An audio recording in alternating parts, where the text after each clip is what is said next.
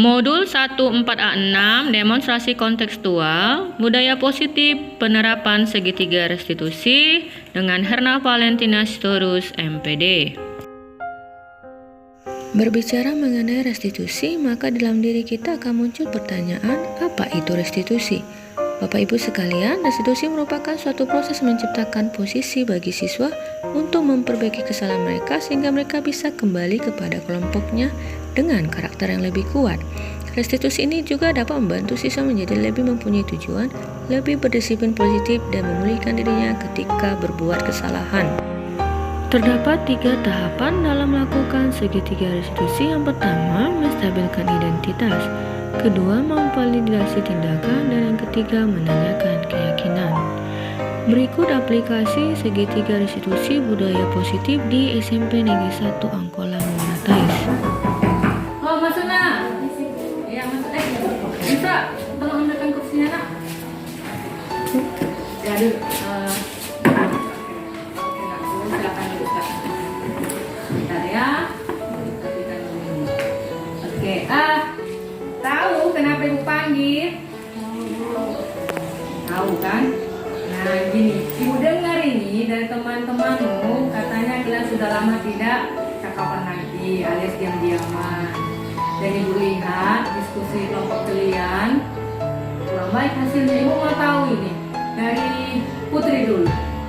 Mengapa Putri jadi diam-diaman sama Yusra, nak? Dia Bu, Yusranya nggak mau mengerjakan tugas, sudah aku kasih tugasnya dia nggak mau mengerjakan Bu.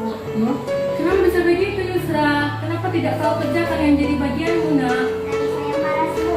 Aduh Yusra. Kalau misalnya lah, ibu mau tanya Yusra, kalau kau malas, nak, apa yang terjadi sama hasil diskusi kelompok kalian? Iya, rusak kan? Apalagi kalau kira-kira malas? Jadi tidak baik. Tidak baik, tidak bagus hasilnya. Ibu lihat kan, ini Putri Yusra kan anaknya bagus. Nah, kenapa ini hasilnya jadi tidak baik seperti ini, kan gitu. Jadi siapa yang mengerjakan diskusi kelompoknya ini? Itu dia jadi sendirian Yusra. Bagaimana ini nakku? Bagaimana ini? Nah, ibu mau tanya lah dulu, kira-kira untuk kedepannya bagaimana ini Yusra? Apa yang akan kamu lakukan ini? Ya, memperbaiki ya. Kamu harus bisa memperbaiki, mengubah sikapmu ya nak ya, supaya nanti hasil diskusi kelompok kalian. Iya, jadi kalau ibu tempatkan kau sama teman yang lain, temanmu yang lain juga akan senang satu kelompok denganmu. Kalau Yusra misalnya seperti ini, ibu tempatkan sama yang lain, nanti yang lain jadi Yusra orangnya malas, seperti itu. Dan Yusra orangnya rajin ya kan, tapi kenapa Yusra malas ya nak ya? Diubah ya nak ya. Nah, ibu mau tanya ini karena Putri yang kerjakan sendiri. Berarti nanti nilainya nih Putri dong. Ya Bu. Sekarang inilah, itu nilainya berarti tidak nilaimu itu tidak sama dengan Putri ya. Itu konsekuensinya ya, karena Putri yang kerjakan. Nah, ibu mau nanti pertemuan selanjutnya yang mempresentasikan Yusra ya, presentasikan apa hasil diskusinya, maka Yusra harus komunikasi dengan Putri. Nah, ibu komunikasi sama Putri. Nah, sudah diam-diam. Sudah baikkan hatimu nak? Sudah mau kamu maafkan si Putri? Si Yusra? Sudah. Nah, salaman lah dulu. Minta maaf dulu kamu Yusra sama Putri. Sudah tidak kerjakan Putri ya? Ya. Berdamai kalian anak ya? Berarti kedepannya harus sama-sama mengerjakan tugas kelompok ya? Harus solid supaya hasilnya menjadi baik, bagus kan, keren kan begitu ya? Oke. Renungkanlah sikap kalian ini ya nak ya. Kalaupun nanti misalnya ada dalam diskusi itu tidak cocok sama temannya, jangan diam-diam. Karena teman kita itu adalah seperti saudara sendiri, saudara sendiri. Bisa? Oke, kembalilah ke kelasnya, rajin belajar ya nak ya. Kasus 1, tampaklah permasalahan dalam diskusi kelompok antara Yusra dan Putri. Adapun segitiga restitusinya dapat dijabarkan sebagai berikut. 1. Menstabilkan identitas yang tampak pada Putri dan Yusra adalah anak yang bagus atau baik. Yusra orangnya rajin. Ibu guru bertanya kepada Putri, sudah baikkah hatimu nak? Sudah mau memaafkan Yusra? 2. Validitas tindakan yang tampak pada mengapa Putri diam-diaman dengan Yusra? Siapa yang mengerjakan diskusi kelompok? Mengapa Yusra tidak mengerjakan yang menjadi bagian di diskusi kelompoknya? Apa yang terjadi jika malas dalam diskusi kelompok? Ketiga, menanyakan keyakinan kelas yang tampak pada.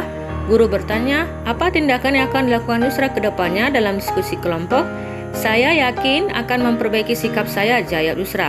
Keyakinan jika kita ikut dalam diskusi kelompok, konsekuensi tindakan di mana Yusra akan mempresentasikan hasil diskusi dan nilainya akan lebih rendah dibandingkan Putri. Dan yang terakhir adalah kedepannya harus sama-sama mengerjakan diskusi kelompok supaya hasilnya baik dan kita menjadi solid. Oh, masuk nak masuk? Oh, silakan duduk nak. Duduk ya. Gini loh Ismat, tahu ya Ismat kenapa ibu panggil ke sini? Tahu. Kenapa nakku? Karena saya tidur di kelas, Bu. Itulah nak, kenapa lah kau tidur di kelas? Karena saya main Mobile Legends, Bu. Wih, jadi main Mobile Legends lah kau malam-malam. Iya, Bu. Jadi main HP kau terus. Iya, Bu. Jadi menurutmu Mobile Legends itu bagus? Iya, Bu. Itulah. Jadi kalau ibu mau tanya lah ibu, kalau misalnya lah Ismat tidurnya kemalaman, apalah akibatnya? Terlambat bangun, Bu. Baru? Ditinggalkan mobil, Bu. Oh, naik angkot kok kan? Iya, Bu. Baru apalagi? Yang lebih dari situ apalagi? Sakit mata, Bu. Itulah sakit mata. Ditinggalkan angkot ke sekolah, jadi kau kan terlambat ke sekolah. Kemudian sampai kau di sekolah, kamu jadi Tidur, Bu. tidur mengantuk di dalam kelas. Bagusnya nak perbuatan yang mengantuk itu menurutmu? Enggak, Bu. Tidak kan? Kalau kamu mengantuk di kelas, bagaimana dengan pelajaran nak? Ditinggalan, Bu. Ketinggalan, nggak paham nanti Ismat kan? Iya, Bu. Ibu lihat Ismat ini tidaknya terlalu nakal, anak baik kan nak? Ya. Jadi lain kali jangan dilakukan lagi ya. Jadi apalah konsekuensinya? Saya akan membersihkan perpustakaan, Bu. Beri langsung semangat kalian membersihkan ya. Oke, selain kamu membersihkan perpustakaan nanti, kamu harus betul-betul berubah ya nak. Janganlah dilakukan ya. Dan kalau tidur di kelas itu melanggar aturan sekolah kan tidak? Melanggar, Bu. Iya, melanggar aturan sekolah ya nak ya. Jadi kamu menyadari kesalahanmu, jangan lagi diulang ya. Iya, Bu. Betul? Itu, Bu. Semangat belajar ya. Jangan lagi tidur di kelas ya nak ya. Iya, Bu. Oke. Pergilah ke kelas belajar yang rajin ya. Jangan tidur lagi. Pada kasus 2, tampak Ismat yang tidur ketika belajar di kelas. Adapun tahapan segitiga restitusinya adalah sebagai berikut. 1. Menstabilkan identitas, yaitu Ismat anak yang tidak terlalu nakal, anak yang baik. 2. Validasi tindakan, yaitu tahukah Ismat mengapa dipanggil?